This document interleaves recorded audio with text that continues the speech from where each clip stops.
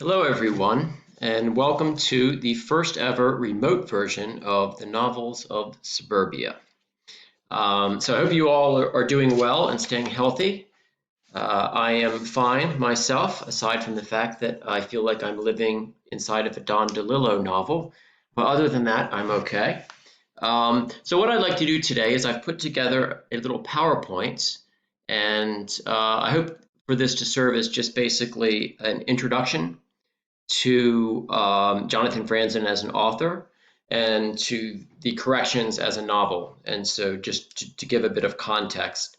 But before I get into that, I would like to briefly do a quick review of the novels that we've looked at so far because, well, for a few reasons. One, because I think it's been some time since we read our first novel, but also because I think that there are a lot of the themes that we're going to see in the corrections we have seen in previous novels.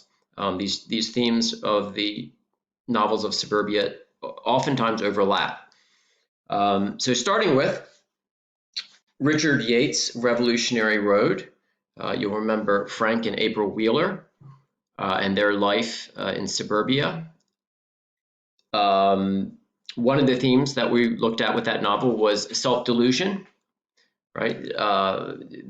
Their ability, the human ability to not to want to look at reality, the ability to tell yourself stories in order to avoid unpleasant realities. Also, the theme of identity, which ties into that, the ideas of persona, the faces, the masks that we wear. Frank Wheeler's idea that he was actually some sort of special person who was perhaps an artist, and only if he had lived on the left bank of Paris that he would have an opportunity to truly live up to his true self, when in fact, as we discussed, he was actually what he couldn't admit to himself was that he was quite happy living in suburbia. And also the theme of this dysfunctional marriage, uh, which you'll see again, I believe, in the corrections. Our second novel that we looked at was Don DeLillo's White Noise. And some of the themes that we saw in White Noise, consumerism and advertising, this sort of overwhelming nature of advertising. You recall in the book that they were so inundated with advertising that the girl was saying in her sleep she would repeat Toyota Celica, Toyota Celica, and the time that they would spend in the supermarket. So again, it is something that's unique to late 20th century America. Technology as well, the massive impact that technology has had on Americans, on American life, and especially on Americans in the suburbs. Um, Technology at this point is moving so rapidly that it tends to create a lag between the speed at which technology can move and the speed at which human morals and ethics can develop. And one of the results of that, even though obviously there are a lot of positive results of technology, but one of the negative results of that sort of a gap is that it tends to leave human beings feeling discombobulated, disconcerted, alienated. Um, Another theme we saw in White Noise was simulation and unreality, and this sort of connects to that. This sort of the effect of late market capitalism and consumerism on people. You recall the most photographed barn in the world that was famous for being famous. It was famous because it was photographed, and therefore, DeLillo talks about this how you can't actually see the barn anymore. You can only see the aura of the barn, and also fear of death, mortality. You recall the medicine Dilar that they take to overcome their fear of death. And this is another theme that I think you'll see, and the anxiety that creates in the average person. This is something you'll see in the corrections as well. Um, And our third novel was Jeffrey Eugenides' The Virgin Suicides. Again, we see a dysfunctional family living in suburbia.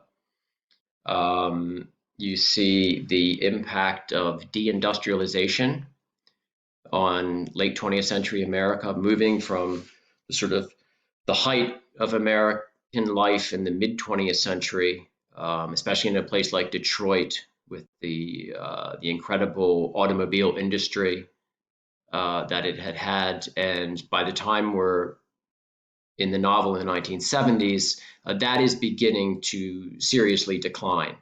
Um, and the impact that that has on the economy, on people's lives, on the environment. You might recall we looked at some photos of contemporary Detroit where there are actual ruins. There are photo essays on the Detroit ruins now. And again, in that you'll see that in the corrections because there's this tension between their father's generation, who was brought up at the height of the American experiment in the railroad and industrialization, and now we're moving towards a technology economy, an economy, a service economy. So, and that change itself is because it happens at such a quick speed, it tends to be discombobulating. Um, and also in the Virgin Suicides, you have the theme of sort of the loss of innocence. You recall that the collective we that told the story, the boys who were telling the story of the girls, and who are telling the story, looking back on their idealistic, innocent teenage years, but now they're actually middle-aged men, and that also sort of relates to, you could look at that more broadly as a story about America, and that America has moved from a more youthful, innocent stage into a later stage of its development. And then our fourth novel was Philip Roth's American Pastoral, which again really looks at the American dream.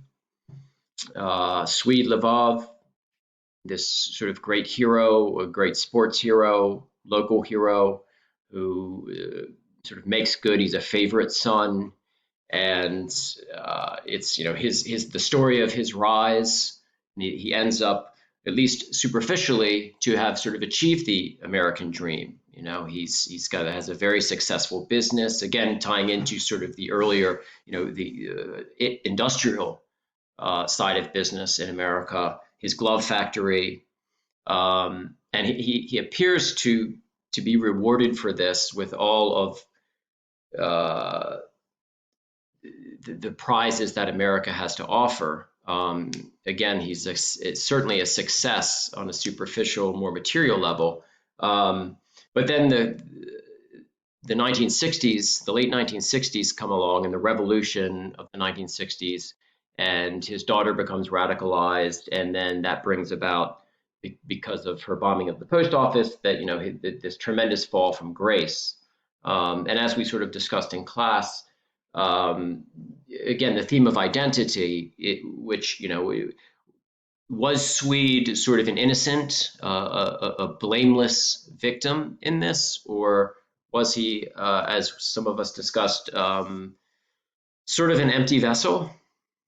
That perhaps there was no there, that there was something missing in him. Once you got below the success, the material success, and perhaps that contributed to his sort of his daughter going off the rails. So those are the novels that we've read so far. So I'd like to move now into Jonathan Franzen.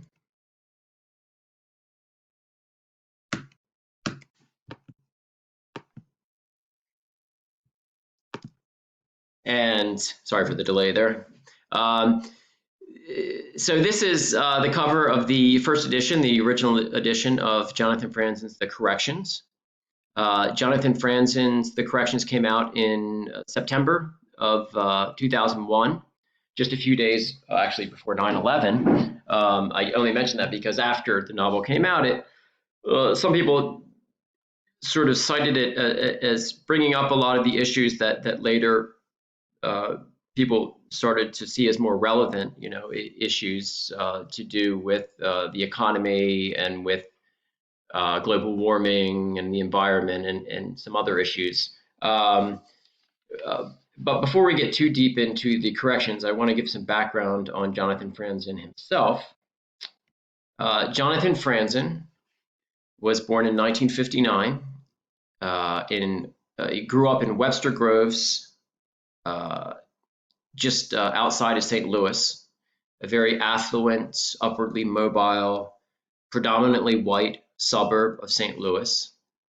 Um, he went to Swarthmore College, where he majored in German, and after college was a Fulbright scholar and went to Germany and studied German. He actually came out with a book a few years ago. A gentleman named, I believe his name is Karl Kraus. He was a German writer, philosopher. So Franzen speaks and writes fluently in German. Um, but he eventually decided that what he really wanted to do is become a novelist. And so he wrote his first novel in 1988, which was did well. He was seen as sort of someone to keep an eye on, perhaps a rising star. It was nothing like his breakout novel in 2001, but it certainly got people's attention. His second novel came out in 1992. That was called Strong Motion, and that was sort of similar. It wasn't fabulously successful, but it did pretty well. This is a picture of him when he was at the beginning of his career back in the late 80s. But his first two novels, I would call them apprentice novels. He was really under the sway at the time of novels that came out in the 1960s and 70s, often postmodern writers like Thomas Pynchon. This is a picture of one of the few pictures of Thomas Pynchon that's available. Thomas Pynchon, the famous recluse author who wrote Gravity's Rainbow, as well as several other very notable books. That's Gravity's Rainbow is his most famous. But people like Thomas Pynchon in the late 1960s and 70s were writing something that came to be known as a systems novel, that were sort of very sprawling texts that looked at sort of the systems of society, the way that there are these very complex systems that underpin our society that many of us are not aware of.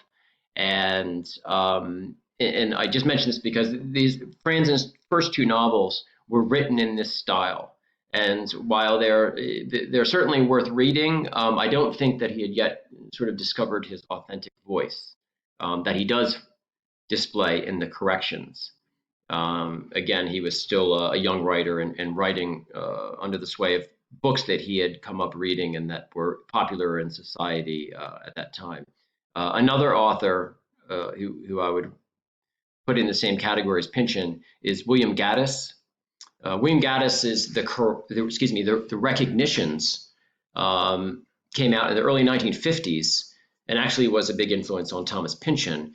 But this is the Recognitions, the corrections is sort of an allusion or play on the title, The Recognitions.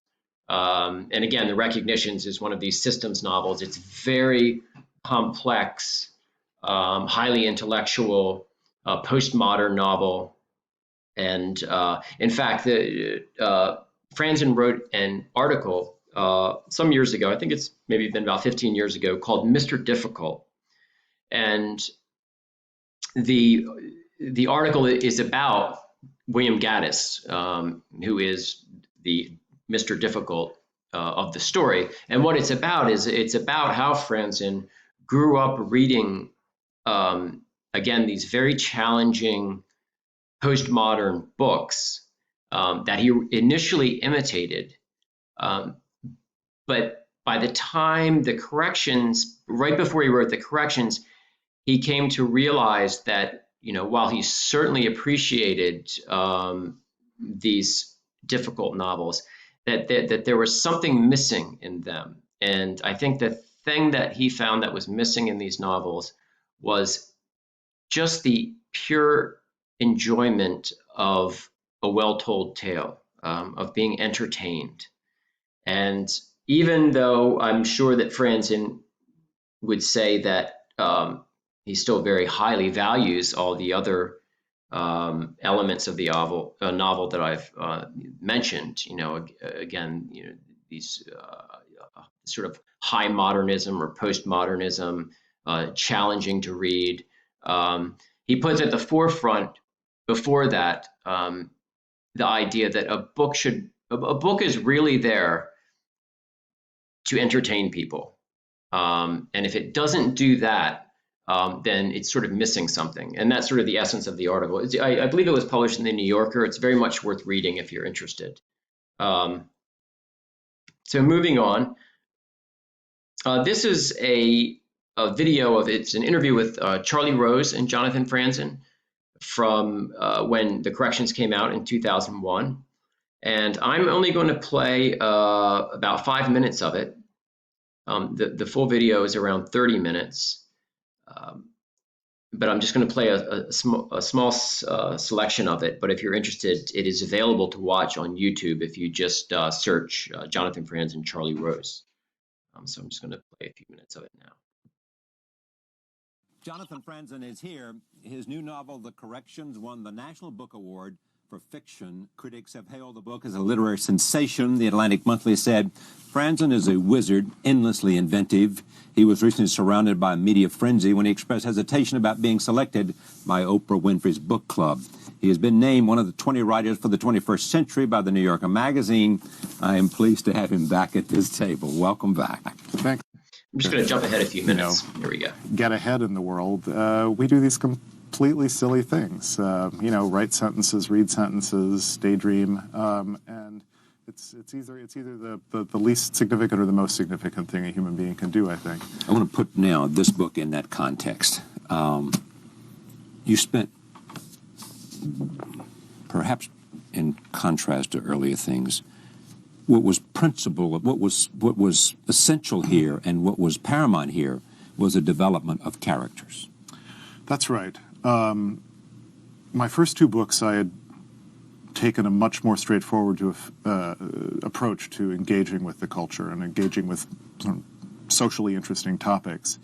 I tried to do that with this third novel, and I found that I didn't really have anything original to say about what was wrong with the world. And the idea of the novel as a cure for what ails the world was resulting in this kind of laborious reportage or laborious raising of issues that I already knew how to resolve. And so I got bored and I got unhappy. And at a certain point, a new set of characters came along, initially as peripheral characters in the book. And I found that whenever I was writing about them, I was having a great time. And whenever I was writing about the other characters, I was bored. So at a certain point, after procrastinating and beating myself up, I finally just threw out the whole lot of the social novel and decided to write an old-fashioned family novel, which is more or less what this is, with some modernist flourishes. The modernist flourishes are what? Oh, I don't know. I think there's it's the way it's organized. It doesn't set out in this, 100 years ago there was an old man who lived in the village of Kursk.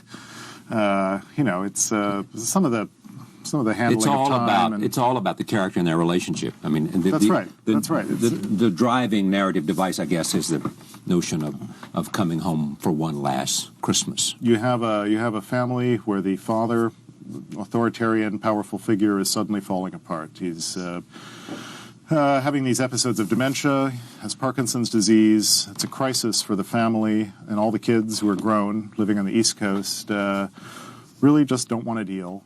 And meanwhile, the unfortunate mother in the family has to live with this man, and because her present reality is so terribly unpleasant, she fixes her hopes on bringing the family together for that one last Christmas. Yes, that's the simple conceit at the heart of the book. And also it is the relationship among all of them. I mean, of course, one child loves the father more than the mother, another child loves the mother more than the father, and the kids are all in varying degrees kind of East Coast sophisticates, and the parents have one or both feet in a much more traditional, well-ordered heartland society, and there are all sorts of misunderstandings and conflicts there. The mother thinks that the daughter is a snob. The daughter does seem to have a problem with rolling her eyes at what the mother says. So yeah, it's a family, you know. The reason I wanted you to establish the notion of utilitarian value is that clearly you believe, someone once said, many people have said this in a variety of different ways, in the end what matters is family. In the end what matters most is not the National Book Award, but in the end it is family. In my life, work and family. Okay. Well, but you'll get there. Yeah. You're at a young part of your life. Or... but it's to me, I feel happy when, I feel connected to people and when I have work to do. I understand, Mr. Freud. I got your point. Okay. But in the end, in a sense, I'm trying to make the point is that you are saying something important here about family and about a commentary on dysfunctionality and the nature of relationships, and you are exploring them in a way that you hope the reader will see something in terms of. Well, I'm gonna fight you just a little bit more on that, and that my primary hope is that the reader have an experience, that is, be taken up in a book, suspended, carried along, have a great time along the way, ideally laugh, ideally cry, think, sure, but think not in a, we're going to make you think about things way, but think because it's fun to think sometimes. And I think there's a distinction there between having a message that I'm trying to convey and trying to render my experience of the world and share that with someone else. And, this is a book that was written from a rather lonely place. And I think that, people are lonely. You're alone with yourself, and novels are about connecting across the great gaps from the rather lonely center of one person to the rather lonely center of another. I'm not positive that's a useful thing to do. I think it's a pleasurable thing to do, and it's something I'm committed to. But I don't know if you could see the lowered suicide rate or lower hospitalization rate. No. But I think there is some value in terms of self-examination and some value in terms of seeing through the gift of a novelist human experience that you somehow helps you understand your own human experience. Well, if someone gets that from the book, that's great. But it's a byproduct for you. It's not what you hope they'll see. I think so. I think that's safe to say. Yeah, I've become kind of a hardliner on the I.B. Singer line about the primary responsibility of the novelist is to tell a story. That's number one, and 2, 3, and 4 are way behind. And social criticism is even further behind. It used to be very important to me. At this point, it's something that it's less important in my life, I would say, and it's become more of a background thing in the books as well. You said the book was written from a lonely place. Yeah. What does that mean? Well, it's solitary being a writer, and I think I felt a particular. It was written in the 90s. It was in the 90s. Things were going great, as we know, for most of the 90s. But I was struggling. As we were saying earlier, with this idea of is there any point to what I'm doing? I felt like much of the rest of the world was, had their money well invested. I didn't have any money to be well invested. I was in this little room up in Harlem, working away on this book that I wasn't getting anywhere with. And the day consists of 8, 10, 12 hours of seeing no one and talking to no one. And additionally feeling as if I was, in leaving behind the social content, that direct engagement with the world, I was finding my way to these places in myself, these emotional places in myself, which felt very shameful to me, very, very exposing to even think about writing about.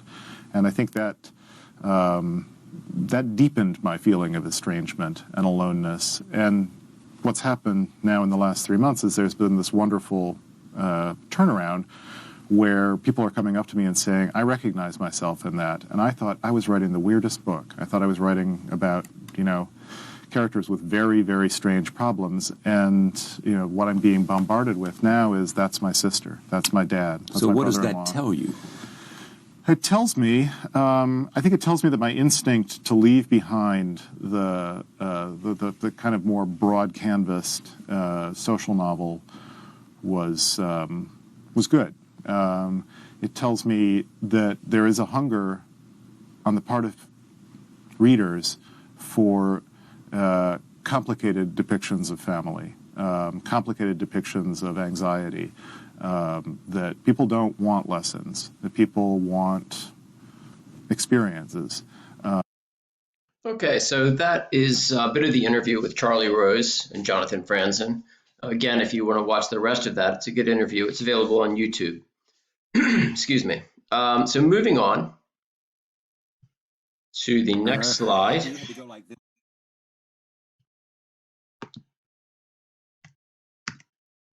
Okay, 1 second. I'm just having some technical difficulties here. Aha, here we go. Sorry, I'm not a tech person. So themes. So these are just a few of the themes that I think are relevant to the corrections.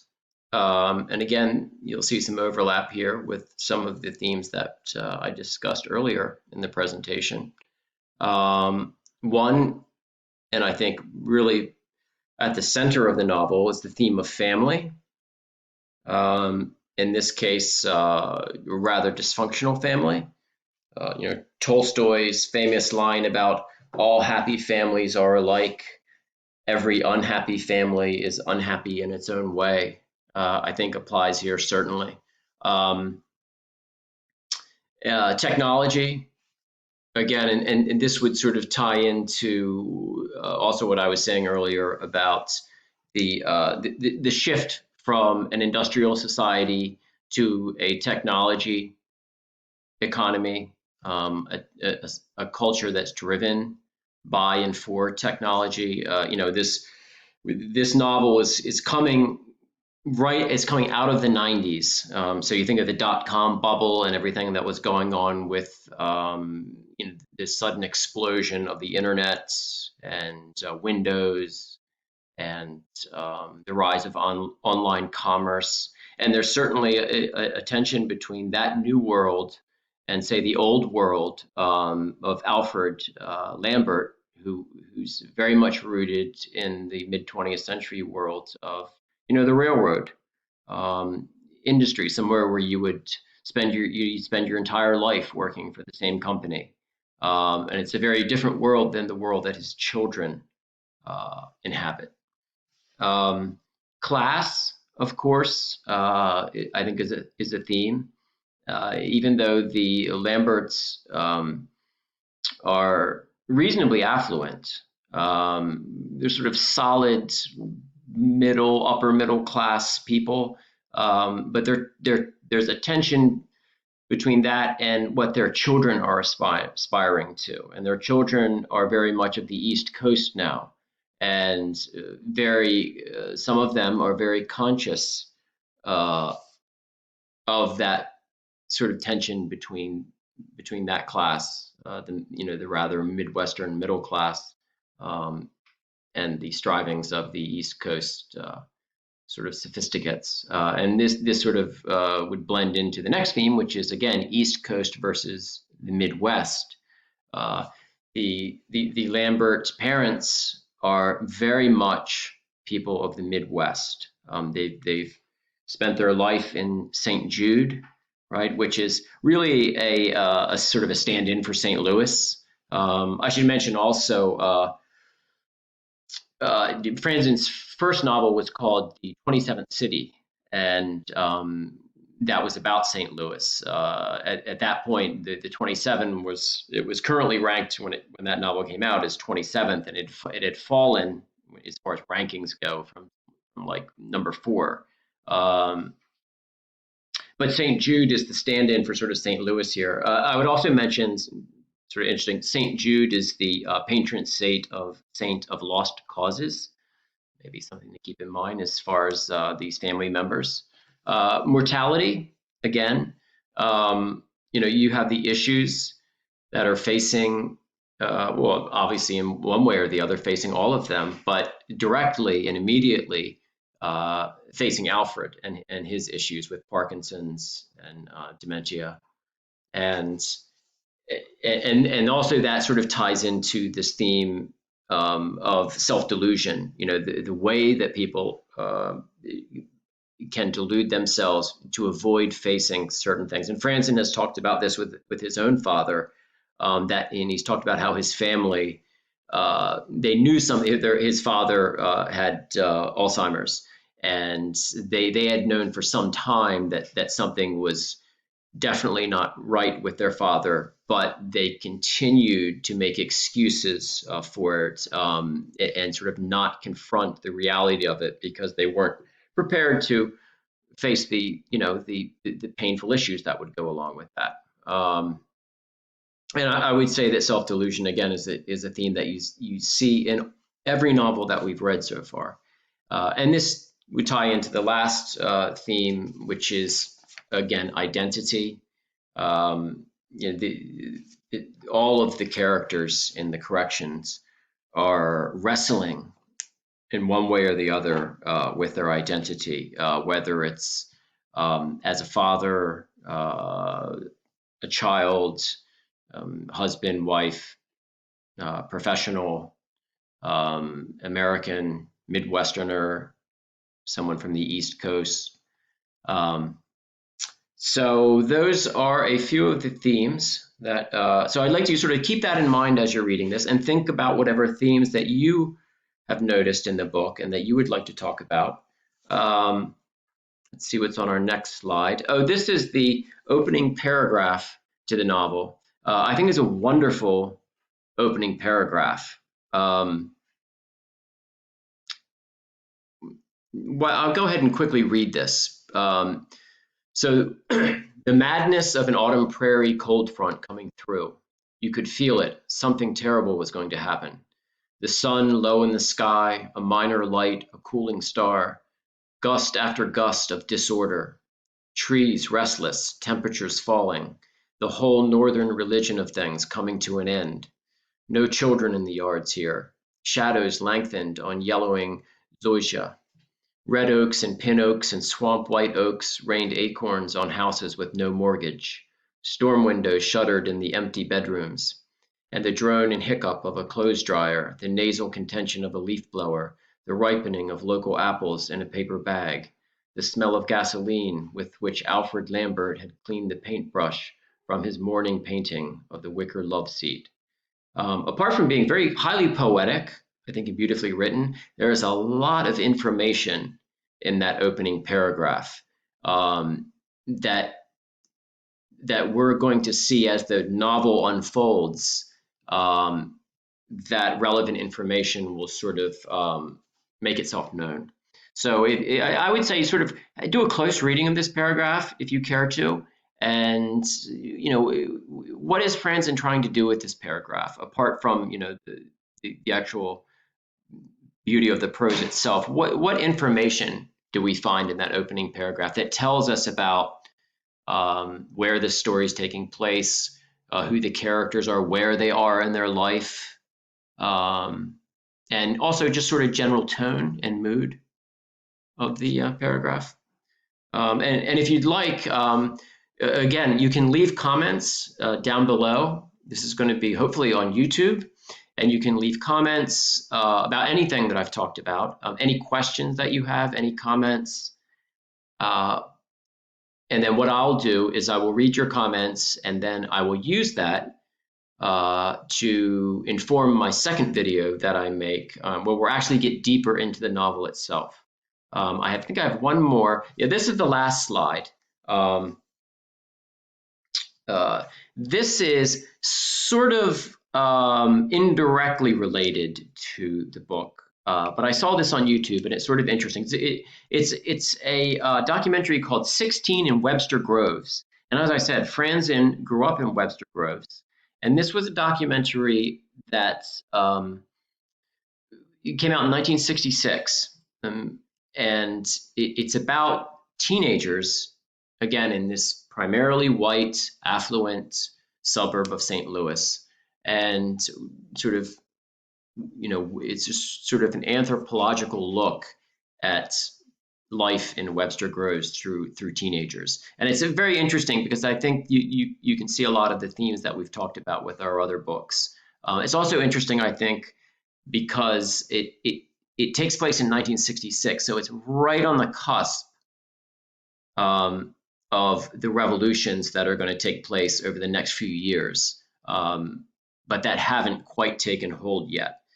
In some ways, I think you can sort of see almost a 1950s type of sensibility still at work here in 1966 Webster Groves. And as we all know, that's we're on the edge of dramatic change. So that's it for today's video. A little bit longer than I had initially expected. But again, I hope that you got something out of it. And if you want to leave any comments down below, please do, and I will read them and I will get back to you. Okay. So thank you and stay well.